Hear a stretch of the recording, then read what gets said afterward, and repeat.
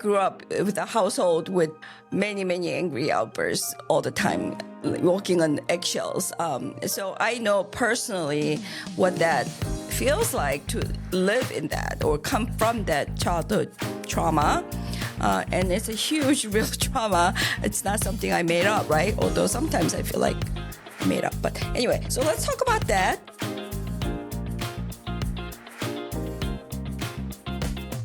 Welcome, Susie Runkle, fellow Charlottean. How do we call it ourselves, Charlottean? I don't know. Yes. Yes, neighbors. You are a Christian life coach. Yeah, tell me about yourself and what you do.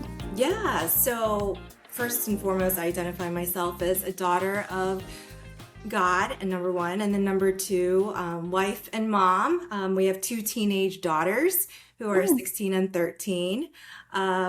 And we just found out our kids went to the same school, or my kids are going to school that your kids graduated from. Yes. So very small world. Then I recently retired from corporate America, and now I've joined my husband in our fitness studio, small business. And I've done some coaching and consulting on the sides, but so good to meet you and be able to talk with you today. Yeah, awesome. Our friend connected us together, and I thought, as I'm starting this mental health Asian American series, I thought it would be really interesting to talk about something very, very deeply rooted, but something that we never ever talk about, which is the anger or the rage or anger control. I don't know what you call it. In Korean, you call it 분노장애.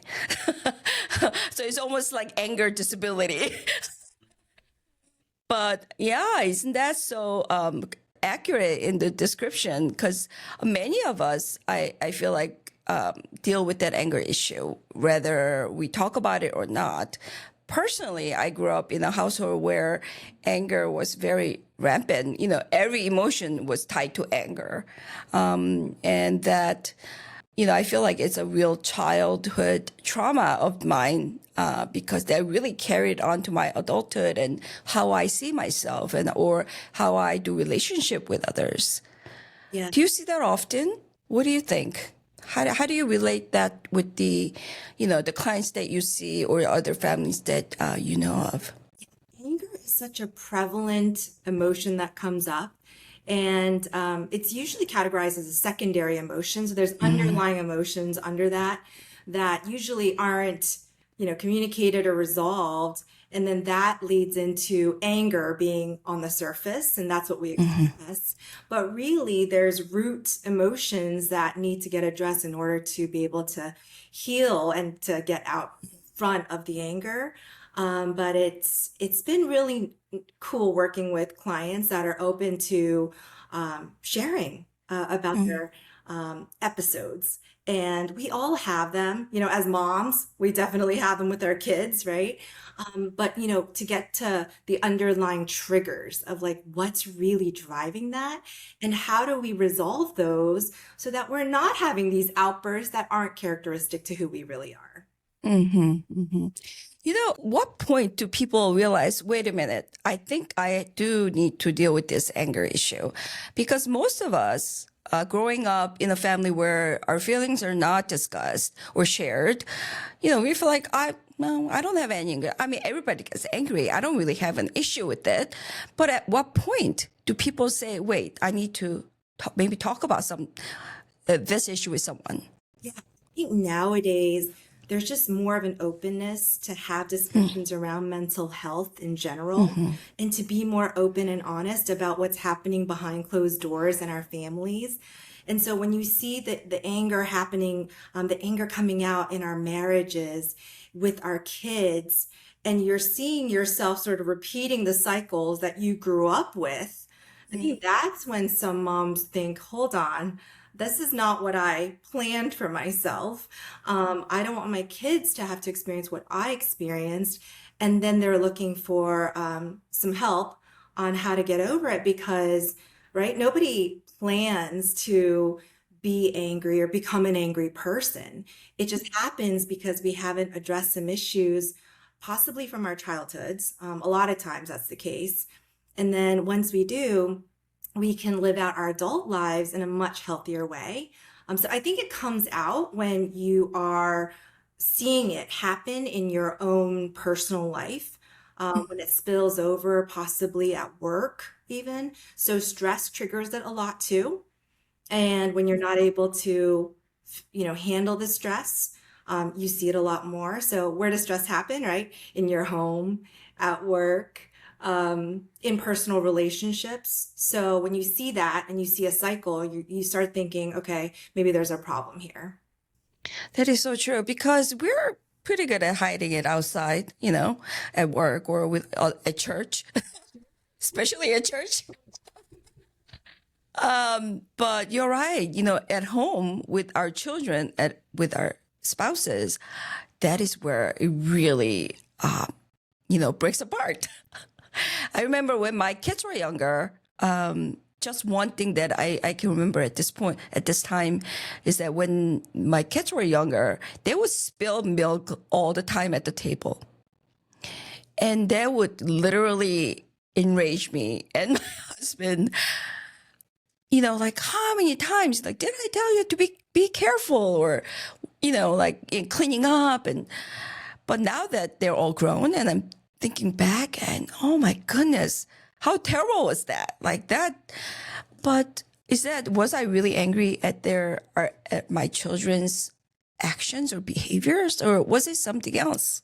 Yeah, it's usually not necessarily the other person or behavior. It's Mm, triggering something in you that mhm, hasn't been resolved from probably when you were a child and you spilled something and your mother or father reprimanded you in a way and you found that to be traumatizing in some way. And so you're trying to prevent that from happening, right? mm, And inadvertently, we kind of create that happening again. And it's kind of really weird how we get into this cycle, but mm, we heal the initial trauma when we can, um, you know, gain a new perspective on that, and we can go to God for healing. Um, mm, then we can surrender some of those things that have happened to us in the past, and then we can move more freely with our kids and realize, hey, it's just spilled milk, right? Or spilled water, whatever it is. mhm, Then you can address the actual situation versus reacting to something that may be from your past that had nothing to do with your child. mm, Yeah. mm. How can we address the actual situation then? Yeah, so I've been through my healing journey, and the more, so I'm in my 40s now, Hmm. and we just celebrated 20 years of marriage. And what I'm starting to see is there's divorces, starting. Two of my daughter's closest friends, their parents are going through divorces. And, when you get married, nobody ever plans on getting a divorce, right? Hmm. You think you're gonna make it. And what I'm seeing is a lot of the issues really did start from unresolved issues in childhood that came into the marriage, and expectations that took root, and then some resentment and bitterness that, unfortunately kind of took over in the marriages. But I think really what I'm seeing is when you can heal a lot of your childhood issues as an adult, they're not going to affect your marriages as much. They're not going to affect your relationship with your kids or even coworkers or your significant other, friends. But the unhealed version of you, they're just kind of, we're prone to repeat what was kind of done to us. Unfortunately, we just kind of have this default, right? Of like, Mm, this happened to me, and if it's not healed or resolved, then you just kind of default to repeating that same behavior. And that's why there's so many people who grew up with alcoholic parents and say, oh, I'll never become an alcoholic. And they do, mhm, right? You don't mm, intend for it, but you need to get those things healed in order to not repeat them again. Um, mm, and my healing journey really only started in college. Once I, gave my life to God and surrendering. I mean, that's a big part of healing, mm, and really learning what God's truth is over you, mhm, specifically, like personally, like how God sees you. and what God says about you, how much God loves you, that starts taking root and your identity gets based on that versus being a daughter of even like your parents or being a wife or a mother. Like once your identity is firmly rooted in Christ, that kind of changes everything. So then your perspective completely shifts and you start looking at yourself differently and stop seeing yourself as just this wounded victim. You start seeing that there's possibly purpose in your pain, that maybe God can heal you and God can heal somebody else of the same thing. And that's how God really actually helped me see, wow, like there's a difference, right? Me living now versus even like 20 years ago when we first started out being married and there being so much just chaos and fighting and anger. Like, just wow, I'm just so thankful because of the work that God has done in my life. And I want that for others. I did start this podcast that's called Adulting Empowered. But it's really about how do we get healed? And then that empowers you to be different, not only just do different. Yeah. So this behaviors are subconscious, right? I mean, we're not like intending to, I'm going to be an angry person today, but the trauma or the belief that you had about yourself or your surroundings, that really comes out as an anger or some sort of a issue in your life, in your relationships. Is that what you're saying? Yeah. I had a pastor a long time ago who said, hurting people hurt other people, right? And therefore, healed people or healing people can help heal other people, right? So it's what you pass down, whether subconsciously or consciously, right? And I think we would rather all be more conscious and intentional about what we're passing down to our children, and then future generations. So it's really about sort of taking control of what you can, getting God's help in the journey, and then being able to hopefully pass down something much healthier and more whole, a more whole version of yourself to the future generations. I think as parents, that's the most scary part of not dealing with or not healing from your issues, because you start seeing this on your children, how it's affecting your children. And that's the scariest thing ever, isn't it? Because when you see your kids act out in the same way that you used to, that is a real wake-up call, right? Like, okay, that's not great. And you start seeing certain things in them that you didn't realize was coming from you. I think that's a wake-up call for a lot of moms. Like, okay, and then they reach out and then we work on some things and it leads to breakthrough. Because when the mom is healed, then and transformed, really that healing trickles down to the kids and the rest of the family. Do you believe in transformation? I do. I do. And in our faith, right, there's the sanctification process that is all about spiritual formation and maturing in Christ, right? It's not like you're saved and all right, you're done. No, that's when true transformation can happen. But you need to partner with God. There are things you're going to have to surrender. And sometimes you can't just do it on your own, right? Like sometimes there's been many things I couldn't let go of, the hurt, the pain, the forgiveness, the anger. I couldn't let go of it without God's help. And God reminding me, hey, I forgave you for everything. And therefore you can forgive your parents for everything, right? And then it's the walking that out. Because once you forgive someone, it's not just once and done. It's like a process. Sure. So Yeah. it's every day surrendering and going, okay, God, like what more do I need to forgive? What more do I need to let go of to become whole? Because, our parents, they did the best they could, right? But most of our parents being immigrants, super stressed out, just in survival mode, right? Yeah. Just they didn't really see any other way but to make it. And so that came at a cost though, right? Mm-hmm. And a lot Mm-hmm. of it was our childhoods. Yeah. So Yeah. that's where we kind of had to, figure things out for ourselves. We needed to, you know, take care of business for ourselves. And Mm-hmm. was for a long time. I was very hard. And I realized that that's not what God wanted for me. He didn't want my heart to be so hard all the time, trying to perform, trying to strive, trying to earn. That's what our parents instilled in us. Mm, That's not necessarily what God wants for us. mm, And so it's really about sort of resetting our brains. The Bible talks about renewing your mind all the time, right? mhm, And having no fear. And so it's really about aligning how we think with how God really thinks about us, our parents, about our children, and becoming more like Jesus throughout the whole process. Because without God, I would be so bitter. I would be so angry. bitter.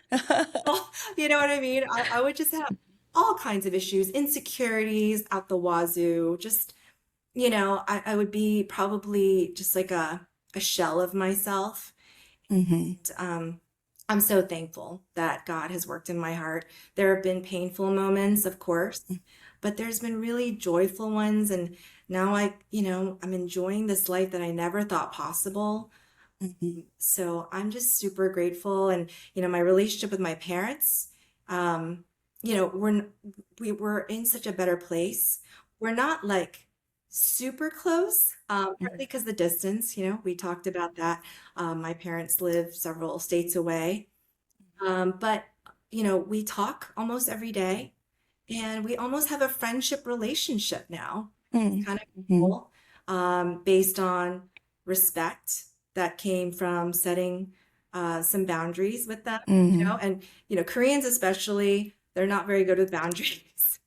But my mom, especially, she understands now, like boundaries help us have a better relationship so that there aren't any more hurts, any Hmm. more wounds, any more anger that comes from that. We just need to be respectful of each other's boundaries so that we can have a really healthy relationship Hmm. and so that she can be a part of my life more because if she didn't respect my boundaries, then it would be tough to have more conversations and be in Yeah. each other's lives. So Right. Right.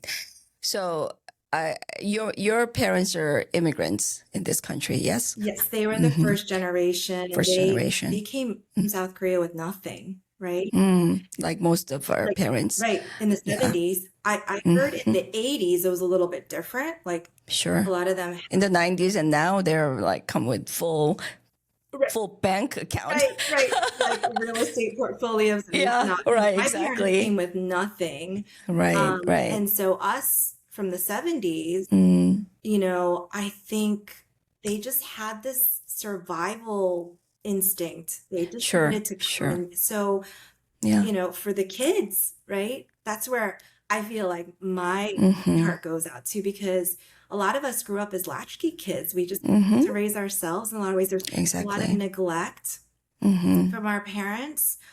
They provided, of course, but my parents being business owners, like when I came home, when they came home, it was just they were so stressed. They were fighting all the time, Mm-hmm. and so there wasn't a lot of safety there. And so I learned from a very young age, like, oh, you can't trust people, they can't be trusted. And so God had to like rewire my brain with all that. Like I could trust Him, and then that's when I could start trusting people and, forgive when there are mistakes and I make mistakes, right? And I always say, like, when you enter into a friendship with someone, you should automatically like sign an invisible like forgiveness clause, like, hey, no, whatever happens, I'm gonna forgive you. And that should be actually what happens in marriage too, because so many things, go wrong, intentionally or not. Mm-hmm. And without that, like I always go, I think of Billy Graham and Ruth Graham. I don't know if you've ever heard, but there's a Billy Graham library here in Charlotte. Yeah, yeah. And the quote's up there on the wall, but it's like marriage. I think this is from Ruth Graham. She says marriage is really about two, is really with two great forgivers or something like that. She said it much more eloquently, I'm sure. It's really all about how do we forgive Yeah, ourselves, how yeah, do we forgive one yeah. another. Mm, And yeah. yeah, it's kind of beautiful when you think of it that way, but it's not easy, and that's where God comes in. Because I don't know, yeah, I don't really know how you do life without God. Tried, and it wasn't going so well for me, so I wanted to share. Yeah. I only know, I remember one thing on Ruth Graham's tombstone. It says, "Thanks for being patient," or something like that. Yes, that's right. I'm like, yeah. Yes, I love that. I mean, You talked about, your parents' experience, immigrant experience, and how you witnessed your parents resolving or not resolving conflict as an angry outburst, and you're watching this as a kid, right? I think you were not alone. Many of us grew up that way. Maybe it's more recent years, maybe it's a little different, but nobody modeled for us how to handle our anger, or how do we discuss, how do we share our feelings. Personally speaking, I feel like the only emotion that I know really well is really being angry at something. Why is that? Why is that? Do you see this a lot in your immigrant, maybe like a second generation clients? yeah, I mean, you said it, but our parents did not model for us how to handle stress well, right? Being immigrants, I mean, they were just trying to survive. And so they didn't put a lot of effort into communicating or in a healthy way, or helping their kids process their emotions. They didn't really ask, right? How are you doing? They were just so preoccupied with, trying to survive and trying to make something of themselves. So when you didn't have that growing up, you kind of, all my parents showed me was they were stressed and they were angry. And somehow as a child, you take the gratefulness aspect of like, wow, my parents, they sacrifice everything for us. And you're so grateful for that. But, yet you kind of know from a young age that there's this expectation that they're sacrificing now, so you can sacrifice for them later, right? And I don't know if that's a spoken or unspoken kind of deal that I think a lot of Asian parents expect out of their kids, like to either, whether it's taking care of them in their older age or giving them your first check, right? My mom told me that, and I didn't realize, I didn't know what to say. Shocked, like, what do you mean? I have to pay my bills. I have to pay my rent. Because I had a Oh place. my gosh. Yeah, I was living away from home, and I'm like, let me pay you back later. And you know what I mean? So I think I laughed so hard because I've heard. it was insane. Yeah. I mean, a lot of things my mom said to me growing up, I thought were kind of insane. But no, I think our parents not dealing with their anger well, stress well, that got passed on to us. And, we go into earning mode, performance mode, we just kind of put the face on and we're like, we gotta go out and work. But you know what? That there's this resentment and anger bubbling on the inside. And when you don't communicate or learn how to process those emotions when they are like at the lower level, well, when it explodes, it's too late, right?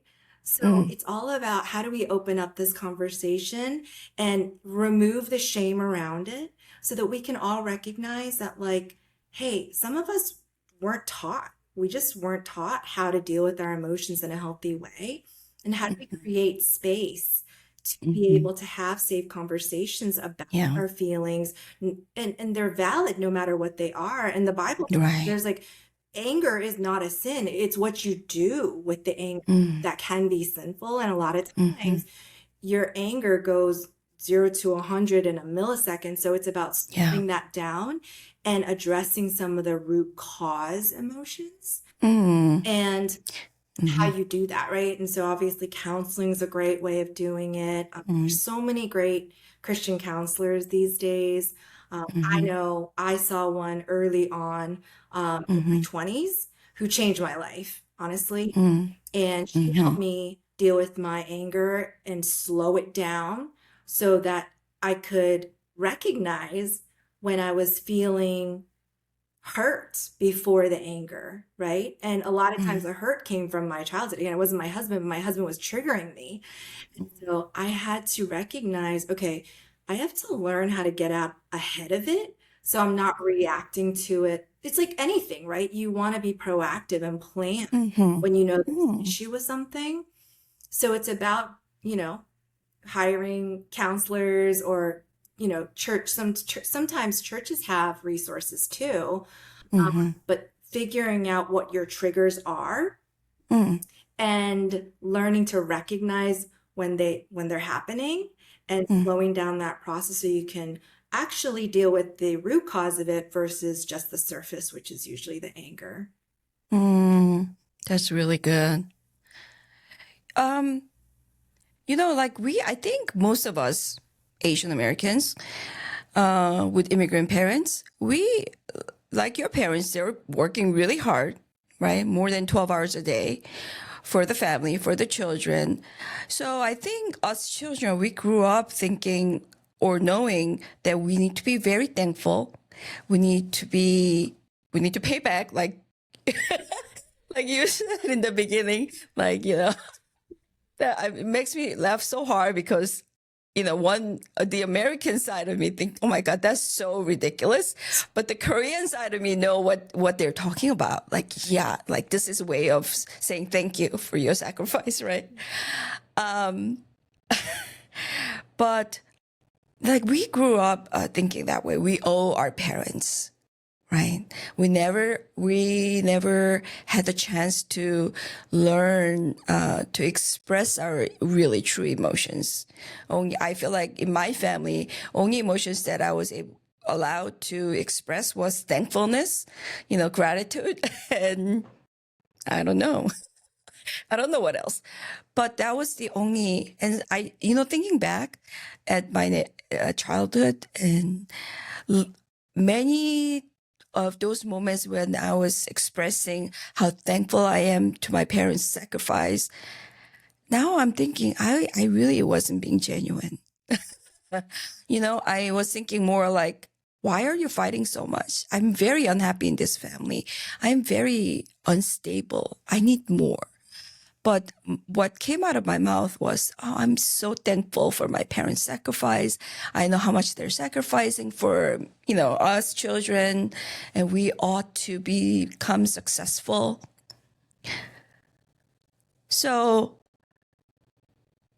as an adult, you know, I don't even know how to express my true emotions to even resolve this. Where do we begin? Yeah, that is so common. Mm. And it's women our ages actually that are recognizing this in Mm. droves. So it's really been interesting because I think the awareness is growing that we need to learn before we can teach our kids, even. We Mm. actually have to arm ourselves with how to process our emotions, Mm. and we have to put in some time and work into it. So there's, like I said, lots of great counselors, coaches. I'm just one of them, but I've had counselors and coaches that have really helped me understand what's going on at the root because Mm. sometimes you're not really realizing what's triggering you. Like somebody else with an outside perspective can help you get Mm. to, okay, what was the earliest memory you have of this emotion happening, right? And that's just one example of what you can do, but really kind of going back to some painful times in your childhood and recognizing there is a correlation between Mm, what happened when you got triggered with your child spilling milk mhm, and you as a child when you had, a negative, really angry or, mm, upsetting reaction to a mistake you made that you didn't mean to, right? And being able to bridge that and then healing like yourself and doing the forgiveness work, recognizing your parents were so stressed, like they were trying their best, but really they weren't able to give their best selves to you mhm, because they either didn't know how, a lot of times they probably didn't, coming from their mhm, childhood upbringings, right? And mhm, then, coming into this foreign country, not really knowing the language, trying to work, 7 days a week, 14-hour days, and then coming home to kids that needed you emotionally, but really, didn't know how to address them. So mhm, it's really starting, I think, with yourself and starting to learn how to process your emotions. Um, mhm, and just by starting, honestly, it's really amazing what can come from it because again, once you start healing, like mhm, your kids will actually respond to it and start thinking, okay, maybe there's something there. And they feel like you're the safe adult that they, may never have had. You mhm. become the safe adult that you never had with your parents, right? Right, right. So it's really about understanding kind of like what triggers you, what's really at the root of it, and slowing that process down so you can process it all and then becoming a more free and whole person, just, adulting, right? And being able to do it so much better, so much less stress than our parents did it because they had to, but we don't, right? Mhm, We can do it differently. mm, That's what's so cool. Like we can do it totally differently than our parents did it, mm, but we do have to make time and space for it. And mhm, when you had 4 kids, I have 2 kids, my kids are teenagers, and people said, oh, it'll get easier. They need me more in a lot of mm. ways right now, Different ways, yeah, different for ways, sure. yes. Mm-hmm, And emotionally, they need me more. mm-hmm, They need me to be whole and healthy now because mm, they're coming to mm, me with their emotional and mental health stuff.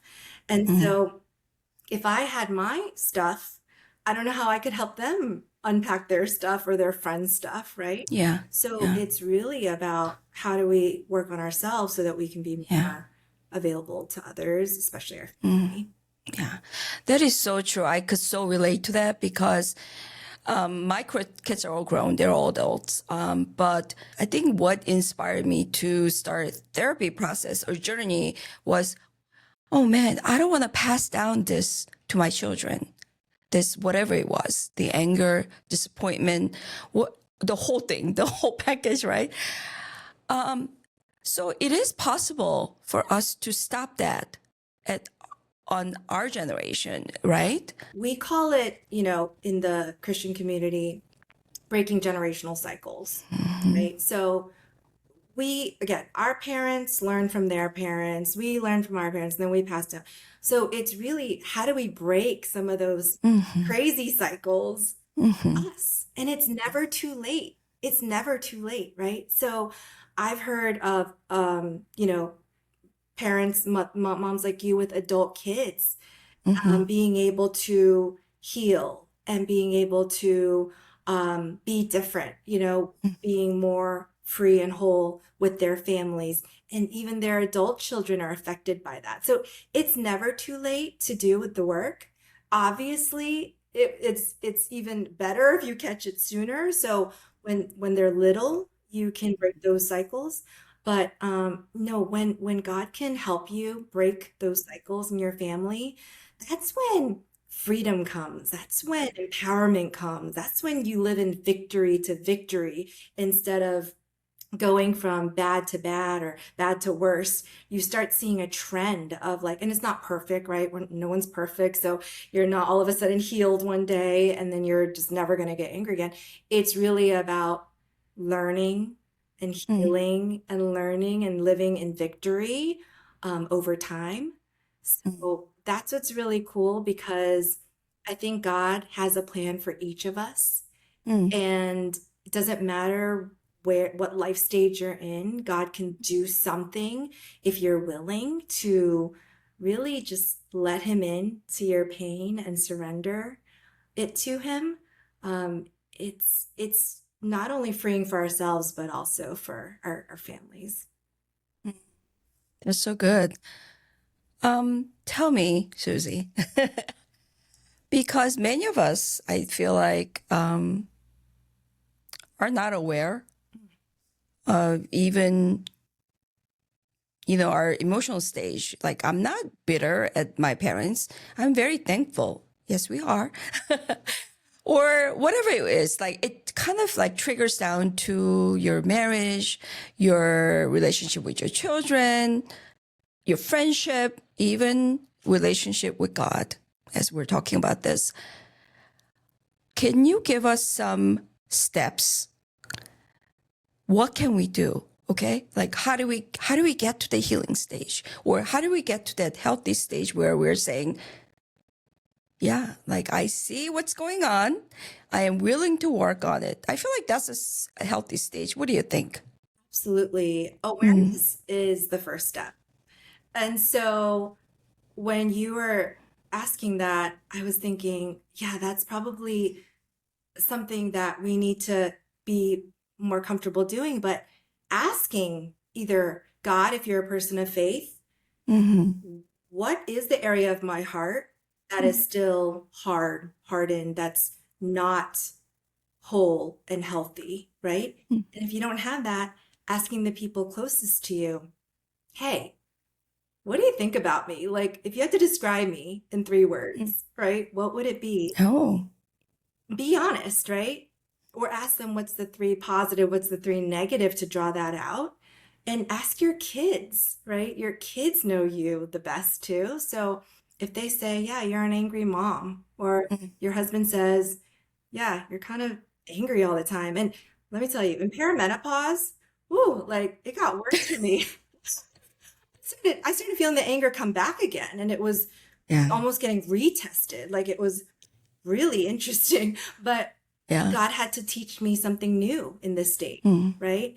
Something I thought I overcame. It was like, oh, wait, there's more to learn there. There's something deeper, right? mm-hmm. And so different seasons will bring up new things to address. And so For sure. Mm-hmm. I would say ask the people around you to get an understanding of how you're viewed, how you're Mm. seen, right? Oh, And wow. starting there, and then really asking either God to help you to find the coach, the counselor to help you Mm, through it. Or again, at your church, there might be somebody there that could help you. Um, but really starting on that journey of like understanding how it is that others see you or, some issues that you might have, and aligning that with how God sees you. Again, so for me, the identity piece is huge because how you view yourself is really going to determine a lot of your behavior, right? And if you can start seeing yourself the way God sees you, will change everything. So, really understanding who God is, how good He is, how much He loves you, how He sees you, taking all that understanding, and then the behavior will follow, right? So, it's the identity piece before the behavior will come. But having grace for yourself the way God has grace for you and receiving that every day by reading the Bible, spending time in prayer, like dialoguing with God, like, God, how do you see me? Like, what do you love about me? Right? Those things, those asking those deep questions that you would never ask anyone, because, well, maybe you would, and maybe you have a best mm, friend. I did not. And as wonderful as my husband was, as mm, I learned in childhood, I didn't feel like I could go to him with those questions. So mm, I went to God and I said, okay, God, how do you see me? And God showed me, I read this book called Captivating. I talk about it on my podcast, but there was a name in that book that he Mm, gave me, and the meaning is his delight is in me. mm, And that's the name I adopted for myself because all growing up, I was told the opposite, right? Like from my parents. And again, they were, yeah, a very stressed state, but we understand. yeah, it was never good. I was never good Mm, enough. right, right. Um, I talked too much. It was like at home, I talked too much. In school, I didn't talk enough. Like I could never win. Mm, So of right. course, I started acting out, but I won't go too much. Mm-hmm, I think though I had to reconcile with God, like who mm-hmm, I really am mm, and what my identity is in Him. And then I started acting out more aligned with that. So mm, then the anger comes when I don't handle the underlying emotions, right? So then I have to go back, and it's more of a curiosity. I have to go back to God. Okay, what's really going on here? And really go into that place of safety to go, okay, like what's really being triggered here? Because I don't think it's the actual thing like that I'm seeing right now, and being more curious with it versus like it's my husband, he's the enemy, like he's the problem, or my yeah, kids. It's usually not that. So it's really getting to right. the true like cause of it. It's just like any other medical issue, really, if you think about it. Like physical and spiritual to me go together. But if you see something medically, right, you don't just want to put a Band-Aid on it and like, if you have some sort of chronic disease to just be like, oh, like just take these medications for the rest of your life. No, like what's really going on in your body, Right. right? And that's the same thing. What's really going on in your heart? Like what's going on in my mind, my heart, my soul to, make me feel these things and Mm, being able to go on this journey with God to like discover like what he wants to do with that is really kind of a cool journey to go on, yeah, but you have to feel safe to do that. So right. it's really about finding the people you feel safe with, um, and then being able to bring that to, the people you love. I'm kind of getting a little bit emotional because I know what the journey looks like. And it's so different for each one of us, right? As a child of an immigrant parents, whose sole purpose was to survive and to see their children succeed in this country, many times I feel like, oh, I haven't met their expectation. Maybe it's my own thinking, but I did not succeed as they expected, or I did not accomplish as much as they would have wanted me to accomplish. And these type of things, I guess every generation go through. But I think as a person of faith, although this is not a Christian podcast, but I am a person of faith and I'm free to talk about, my faith, or even if somebody's a Buddhist, I'm free to talk about their beliefs. But, I feel like personally, I've been through that journey of discovering and coming to like seeing myself as how God sees me. And that's such a process, and like a healing process, So I don't know what I'm saying. I'm just babbling, but So beautiful. That's um, the most mm, important thing, honestly. mm, mm. And it's so much work is involved in this healing process. Where can we start? How can we start? So I started my journey with God, and honestly, we're all on different spectrums on our walks of faith, right? Some of us may not know God at all, Mm-hmm. but really truly gaining an understanding of who God is and what kind of God he is, right? Because a lot of Christians say, you know, that they know God, but they still believe that God doesn't really love them unconditionally. They don't believe God is really good, right? And if you Mm-hmm. have the wrong belief about God, that's really gonna not help you be successful. So number one, it's really studying scripture, really learning about who God is, and then being able to ask God those deep questions from your soul about how God sees you, how God loves you, right? I think you need to start there and then work with ideally a Christian counselor, but a counselor would be good too. Unless you have a small group or something a group that you can go through in your church community, that would be amazing too. If you can, if you have that, but if not, a Christian counselor, a coach to help you walk through, you know, where you are and where you want to be, and then help you kind of walk through that journey together, because you're right.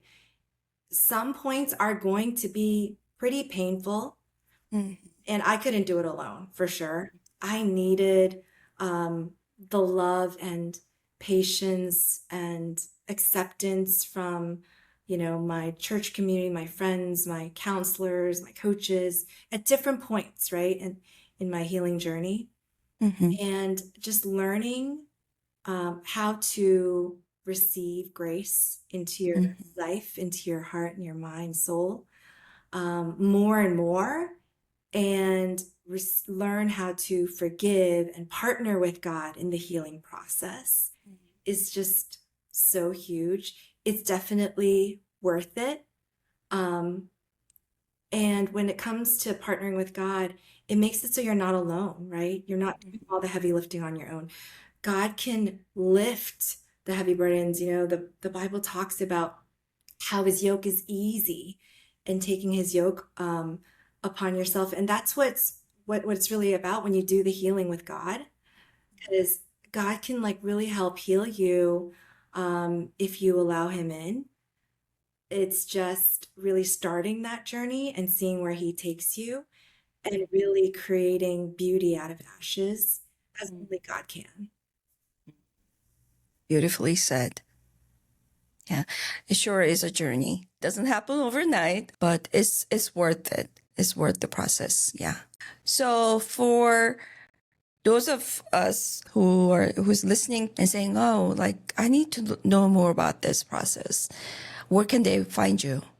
Yeah, I do have a podcast. The podcast is called Adulting Empowered, and you can find my information there. But yeah, the first session is a consultation. It's a free intake where, we kind of feel each other out to see if it would be a good fit to work together. And if not, no worries. But if it is, then we work on, a plan together to help get you to where you want to be, what you really want God to do in your life. And sometimes, it might be a few sessions, or it could be, a single session at a time, but it's really just starting that journey. Of course, I'm not a licensed counselor, so, I can help start the journey and then refer you to a Christian counselor if that is, if you want to go deeper in that. But yeah, it's really just about starting the journey or restarting. Some of us just need a restart. And, I just had to restart a journey for myself recently because I realized there's an issue that's come back again. And it's like, okay, there's something that I haven't resolved there, and going back to revisiting that. So it's really about where you are and what you need and discovering, are we a good fit? And if not, that's okay. Maybe I can refer you to somebody else. And we'll have your contact information in the descriptions for this episode in the podcast and YouTube. Yeah. Thanks so much for spending the time with me and going a little deeper in this process. I know it's not an overnight process. It's a long process, sometimes heavy process, a very difficult one. But it's so worth it to come out of the other end. Just understanding yourself better is, I think, worth the whole process or journey as a person who have experienced being in the journey. But yeah, thanks so much for your time and being on this podcast. For those of you who are checking in, this is a series on mental health and Asian American community, how we could come out better at the other end or have better understanding or deeper understanding of this issue that we actually never talk about. So thanks, Susie, for your time and being on this and having this deeper conversation with me. It's a pleasure. Thank you, Min.